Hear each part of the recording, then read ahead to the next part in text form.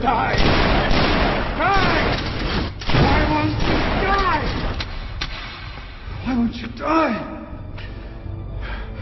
Beneath this mask there is more than flesh.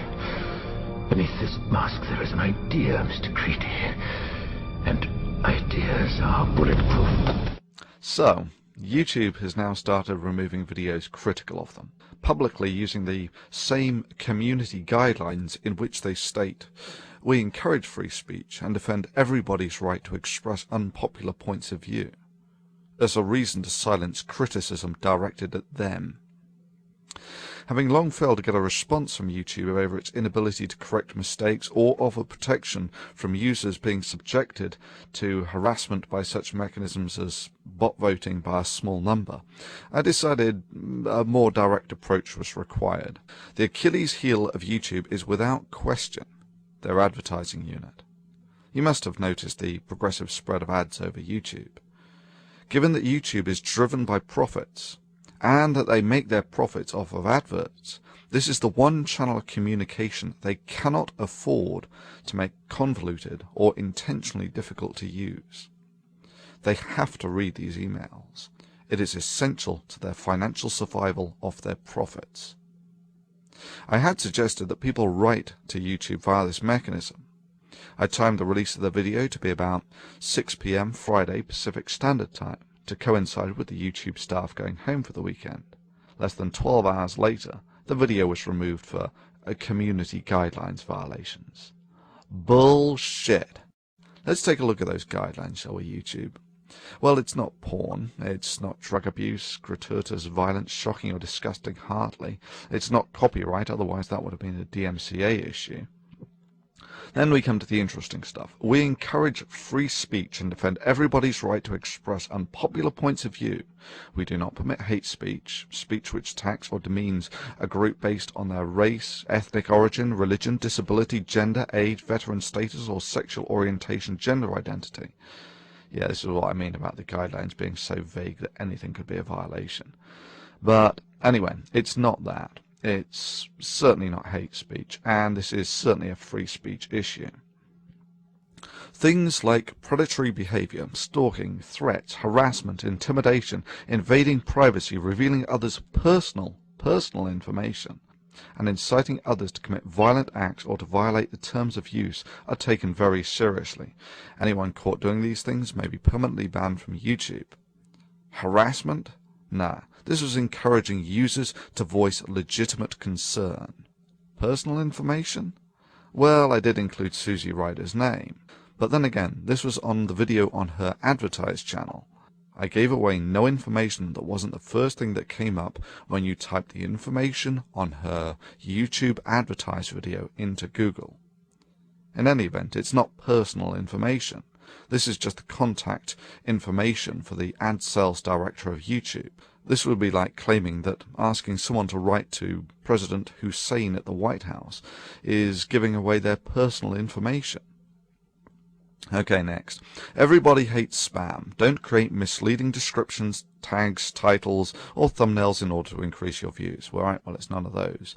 It is not okay to post large amounts of untargeted, unwanted, or repetitive content, including comments and private messages. No, no, and no. I did none of these. I did not post large amounts of unwanted or repetitive content, nor is this spam. This was the YouTube community expressing its opinion to YouTube.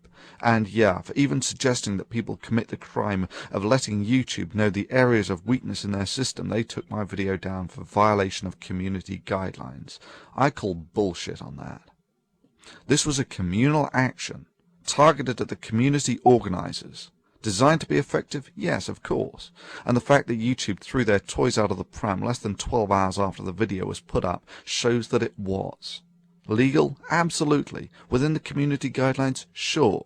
No. This action would be more akin to a group writing letters to a government about the concerns they have. YouTube's response was the metaphorical equivalent of removing that person's freedom of speech for even suggesting the crime as vile as writing to the government about perceived weaknesses. The hypocrisy is further highlighted in that YouTube had no problems whatsoever when it was being used to organize protests against other organizations. However, when the protest was against YouTube itself and targeted the obvious Achilles heel of its advertising department, they threw a hissy fit. So much for all those pious words about we encourage free speech and defend everybody's right to express unpopular points of view. Sure, when I did this I knew it was a calculated risk. I just figured that YouTube regarded its corporate image more highly than to burst into tears and throw its toys out of the pram at the first sign of someone organizing a protest against them. Evidently I made a mistake. So what have we learnt from this? Well, firstly, YouTube has shown us that they get real pissy when you write to its advertised channel. The one channel of communication, it needs to be clear and easy to use. Secondly, YouTube's guidelines regarding encouraging free speech and defending everybody's right to express unpopular points of view does not extend as far as videos critical of YouTube or suggesting protests against it. Let me just conclude this by listing the second weakness of YouTube, just to make it explicitly clear. If you are one of the relatively few who has a big channel, then YouTube has you by the balls. You put a lot of work into it, and YouTube can shut you down at the flick of a switch. If you have a small channel, and there are millions of you who do, then you have YouTube by the balls. YouTube cannot afford the time to flip millions of switches. In essence, the subscribers and fans are the only real defense of big users against YouTube. In this sense, I thank all those who mirrored the original video. A very good strategy. Further, if you not only download but recode the video, it will not appear as a duplicate, and it will not be as easy for YouTube to use automation to remove these videos. Do I have anything to lose by being shut down by YouTube? Of course.